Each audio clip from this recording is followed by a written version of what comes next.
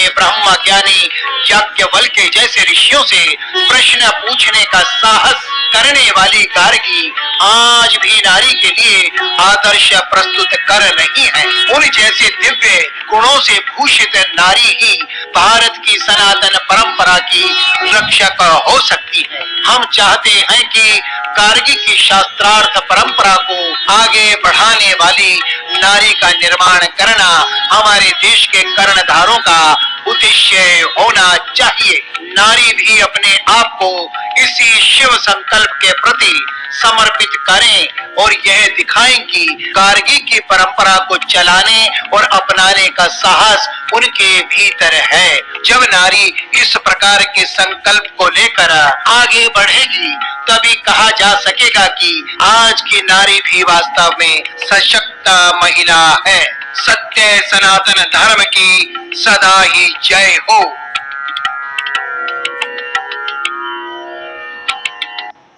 जय श्री राधे। पूज्य श्री सद्गुरुदेव भगवान के चरणों में प्रणाम। पूज्य श्री भाई जी के जीवन चरित्र में अभी तक हमने सुना कि कैसे पूज्य श्री भाई जी को भगवान नाम से चमत्कारी लाभ हुए। आइए अब आगे सुनते हैं। सामूहिक जप यज्ञ का श्री गणेश। जेल जीवन से भगवान नाम के प्रति भाई जी की निष्ठा दृढ़ हो चली थी। शिमलापाल जीवन में नाम जप की बड़ी तत्परता से होता रहा। नाम जप बड़ी तत्परता से होता रहा। बंबई आने के पश्चात भी नाम जप का वह क्रम बराबर चलता रहा तथा नाम अपना विलक्षण प्रभाव प्रकट कर इन्हें अपनी ओर खींचता चला जा रहा था। भाई जी को यह अनुभव होने लगा कि वर्तमान समय में नाम ही परम साधन है, परम आश्रय है, जिसकी शरण में जाकर जीव लोक परलोक की ऊंची से ऊंची वस्तु को प्राप्त कर सकता है। अतएव उन्होंने समाज में भी नाम प्रचार की योजना बनाई।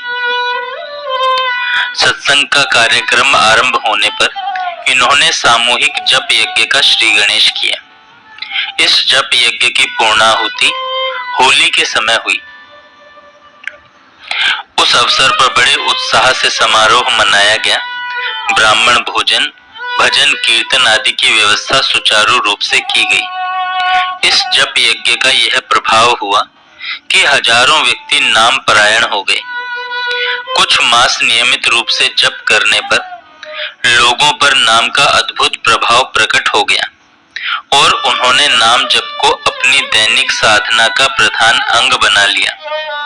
आगे चलकर जप यज्ञ नियमित रूप से चलने लगा और इसे वार्षिक पारमार्थिक योजना का रूप दे दिया गया।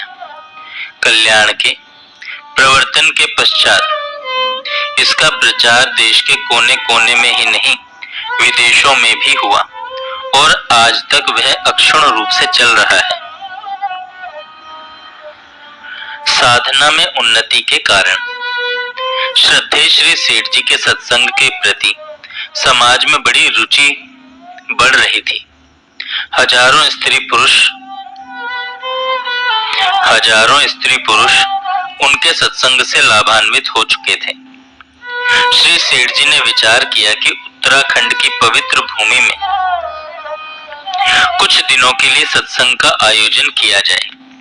ऋषिकेश का गंगा तट इसके लिए चुना गया। सत्संग प्रेमियों को सूचना दी गई और चुने हुए श्रद्धालु व्यक्ति वहां पहुंचे। उस समय का ऋषिकेश आज का ऋषिकेश नहीं था। वह वास्तव में तपस्या भूमि था। सत्संग में जाने वालों के लिए न ठहरने के लिए स्थान की ठीक व्यवस्था थी, न अन्य सुविधाएं ही उपलब्ध थी। भाई जी भी 3 दिन के लिए उस सत्संग में सम्मिलित हुए। श्री सेठ जी ने कुछ साधकों को उत्साहित करने की दृष्टि से कह दिया कि हनुमान की तरह साधना में तत्परता से लगना चाहिए। उसकी निराकार के ध्यान की स्थिति ऐसी है। श्री सेठ जी के मुख से ऐसी बातें सुनकर लोगों की लालसा जगी कि श्री भाई जी से साधना में उन्नति के हेतुओं की जानकारी की जाए। लोग भाई जी से प्रेम पूर्वक आग्रह करने लगे। भाई जी बड़े ही संकुचित हो गए, पर लोग मानने वाले नहीं थे। आखिरकार इन्होंने उसका रहस्य खोलते हुए निम्नलिखित 6 बातें बताई। पहला, भगवान, शास्त्र तथा महापुरुष के वचनों में अविचल श्रद्धा एवं विश्वास करना। दूसरा, वे जैसे कहें उसी के अनुसार प्राण पर्यंत साधन करना। तीसरा, परमात्मा की अनिर्वचनीय कृपा का हर समय अनुभव करना, भगवान के नाम का निरंतर जप करना। और पांचवा, अपनी साधना का किंचित भी अभिमान न करना। पहला है भगवान, शास्त्र तथा महापुरुषों के वचनों में अविचल श्रद्धा एवं विश्वास करना। दूसरा, वे जैसे कहें उसी के अनुसार प्राण पर्यंत साधन करना। और तीसरा, परमात्मा की अनिर्वचनीय कृपा का हर समय अनुभव करना। चौथा है भगवान के नाम का निरंतर जप करना। और पांचवा, अपनी साधना का किंचित भी अभिमान न करना। इन 5 बातों से साधना में मुझे बहुत लाभ हुआ।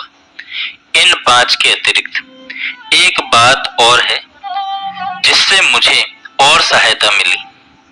वह है, जब श्रद्धालु श्रोता मुझसे मिलते थे, अपने आप अंतःकरण में बहुत ऊंची ऊंची बातें स्फुरित होती थी और मैं उन्हें कहता था। कहने के बाद स्वाभाविक रूप से ही उन कही हुई बातों के अनुसार अपना जीवन बनाने का प्रयत्न होता था। इन्हें ही मेरी साधना की कुंजी समझें। इन्हीं बातों को मेरी साधना की कुंजी समझें। भाई जी 3 दिन ऋषिकेश रहे, पर इतने अल्प काल में इन्होंने सत्संगियों में श्रद्धा प्रेम की नदी बहा दी। भाई जी ने कुछ भगवत चर्चा की। अपने अनुभव की बातों को उन्होंने बड़े ही विनम्र एवं मधुर शब्दों में रखा। सत्संगी भाई बहनों पर उस चर्चा का बहुत प्रभाव पड़ा।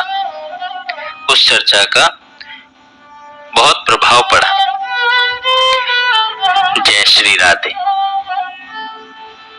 जय श्री राधे। पूज्य श्री सद्गुरुदेव भगवान के चरणों में प्रणाम। पूज्य श्री भाई जी के जीवन चरित्र। श्रद्धेय स्वामी राम सुखदास जी महाराज के चरणों में सत सत नमन। स्वामी जी कहते हैं कि मुक्ति का सुगम उपाय।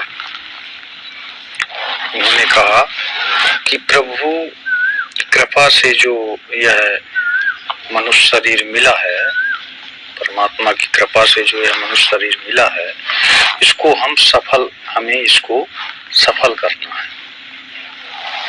प्रभु कृपा से जो मनुष्य शरीर मिला, इसको हमें सफल करना है।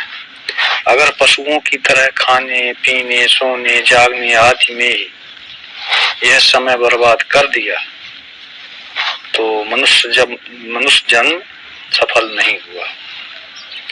मनुष्य जन्म तभी सफल होगा जब भगवान का भजन किया जाए।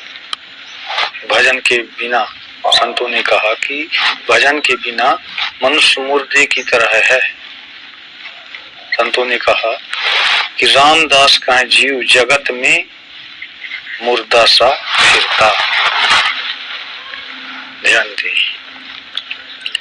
केवल प्राणों के चलने से ही जीना नहीं होता। लोहार की धौंकनी भी फूफा फूफा करती है, पर वह जीना नहीं कहलाता। अतः केवल श्वास लेने छोड़ने से हमारा जीना सिद्ध नहीं होगा। जीना तभी सिद्ध होगा जब हम मनुष्य के योग्य काम करें। चाहे मनुष्य का हो चाहे भगवत प्राप्ति का अधिकारी का हो, एक ही बात है। भगवत प्राप्ति मनुष्य जन्म में ही हो सकती है और बड़ी सुगमता से हो सकती है, क्योंकि हम साक्षात भगवान के अंश हैं। भगवान ने स्वयं कहा है कि मामय वंशो जीव लोके। गोस्वामी जी ने भी कहा है कि सब मम प्रिय सब मम उपजाए। हम सब भगवान के ही उत्पन्न किए हुए हैं और उनके प्यारे अंश हैं। ऐसा कोई भी मनुष्य नहीं जो भगवान का प्यारा ना हो। हमें यहाँ भगवान ने ही जन्म दिया है और कोई व्यक्ति यह नहीं बता सकता कि मैंने अपनी मर्जी से यहाँ जन्म लिया है। पालन पोषण भी भगवान ही करते हैं, रक्षा भी भगवान ही करते हैं। किसी में यह कहने की हिम्मत नहीं है कि मैं इतने वर्ष जीऊंगा, इतने वर्ष ही यहाँ रहूंगा। तात्पर्य है कि हम भगवान की मर्जी से यहाँ आए हैं, भगवान की मर्जी से जी रहे हैं और भगवान की मर्जी से यहाँ से जाएंगे। इसलिए भगवान के ही हैं। एक संत ने तो बड़ी मार्मिक बात कही। एक संत से किसी ने पूछा कि किधर जाओगे, तो वे बोले कि फुटबॉल को क्या पता कि किधर जाएगा, हैं? फुटबॉल को क्या पता कि वह किधर जाएगा, खिलाड़ी जिधर ठोकर लगाएगा वहीं जाएगा। इसी तरह भगवान जहाँ भेजेंगे वहीं जाएंगे, जैसे रखेंगे वैसे रहेंगे। ऐसा विचार करके निश्चिंत हो जाएं। अपनी